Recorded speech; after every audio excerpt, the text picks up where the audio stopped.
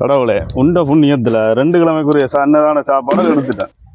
இதை கூட டீபரிசில் போட்டோமோ 2 கிழமைக்கு வீட்டில் சமையல் சாப்பாடு செய்ய தேவையில்லை. இப்போ போய் இன்னொரு கிழமைக்கு எடுத்தேன் 2 வையான் இந்த மாசத்தே கடத்திடலாம். இப்போ போகிறோம், இன்னொரு கிழமைக்கு எடுக்கிறோம், இந்த கிழமை ஃபுல்லாக கொண்டாடுறோம்.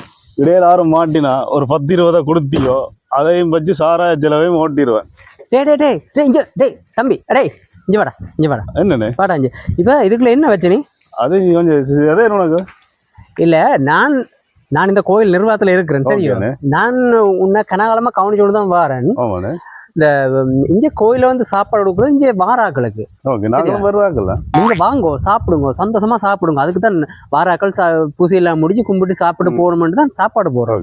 நீங்கடாப்பா ஒவ்வொரு முறையும் வந்து 20-30 பேருக்கு சாப்பாடு கொண்டு போறீங்க. இப்ப 2 பேக்ல கொண்டு இதுக்குள்ள போடுறேன். சரி, டக்குன்னு அடுத்த ஒரு ரவுண்ட் வாங்கிட்டு போய் கதை ஓடியும்.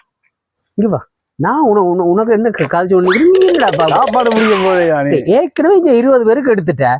இருக்கிற சாப்பாட்டை மட்டும் அங்க உள்ளுக்கு சரணிக்குதுடாப்பா. இன்னும் நீ அவசரத்துல சாப்பாடு வண்டிக்குள்ள ஒரு கிளவியை இடிச்சு விழுத்து நீ ஞாபகம் இருக்கு. அந்த மரத்தோட நினைச்சு விழுந்த இதுல அதுக்கு தலையில அடிபடுறப்ப அந்த நினைச்சு பாட்டில கிடக்குது. அடே சாப்பாடு முக்கியமா கிளவி முக்கியம்.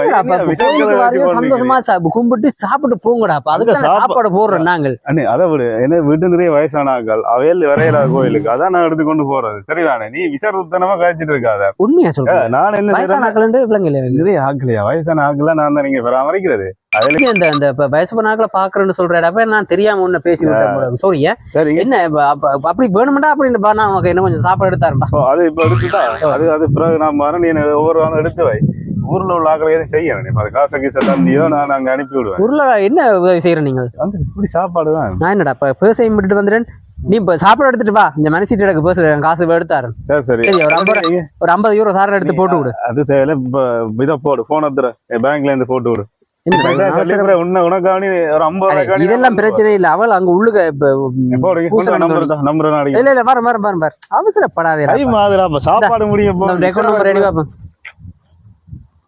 நீ 50 ரூபா போட்டிருக்கேன். பாஸ்வேர்டு போடு. 50 யூரோ போட்டு விடுறேன். சரியா? 3 ரூபா விட்டோம். அப்ப 47 ரூபா தான் நாங்க போவோம். பிரச்சனை இல்ல. நீ இப்படி உதவி செய்யறேன்னு சொல்ல முதல்ல சொல்லிருக்கலாம். நான் உனக்கு இன்னும் கொஞ்சம் சாப்பாடு வந்திருப்பேன்.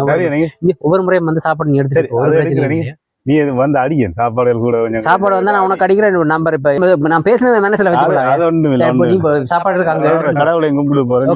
கடவுளை இந்த புண்ணியத்துல 1 மாசத்துக்குரிய சாப்பாடும் கிடைச்சு, குடிக்கிறதுக்கு 50 யூரோவும் கிடைச்சிருக்கு. இதை விட வேற என்ன வேணுமா? நன்றி அப்பா.